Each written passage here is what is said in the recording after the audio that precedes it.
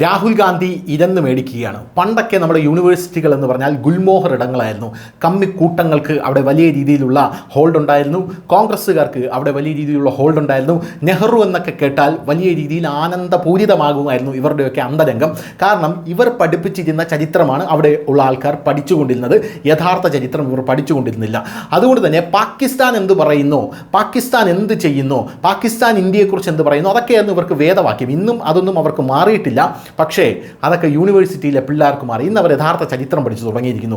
അതുകൊണ്ട് തന്നെ രാഹുൽ ഗാന്ധി എന്ന് പറയുന്ന മണ്ടനായിട്ടുള്ള പ്രതിപക്ഷ നേതാവ്, കഴിവുകെട്ട പ്രതിപക്ഷ നേതാവ്, രാജ്യദ്രോഹിയായിട്ടുള്ള പ്രതിപക്ഷ നേതാവ് നമ്മുടെ രാജ്യത്തിനെതിരെ പാകിസ്ഥാൻ്റെ ഭാഗത്തു നിന്നുള്ള സംസാരിക്കുമ്പോൾ പാകിസ്ഥാൻ ചോദിക്കുന്ന അതേ ഭാഷയിലാണ് രാഹുൽ ഗാന്ധി ചോദിക്കുന്നത്. പാകിസ്ഥാൻ അവിടെ പറയുന്നു ഇന്ത്യയിൽ വിമാനങ്ങൾ നഷ്ടപ്പെട്ടിട്ടുണ്ട് എന്ന് പറയുന്നു. അപ്പോൾ രാഹുൽ ഗാന്ധി പാകിസ്ഥാൻ്റെ പിണിയാളായി ഇവിടെ നിന്ന് ചോദിക്കുന്നു എത്ര വിമാനങ്ങൾ നഷ്ടപ്പെട്ടിട്ടുണ്ട് എന്ന് പറയുന്നു.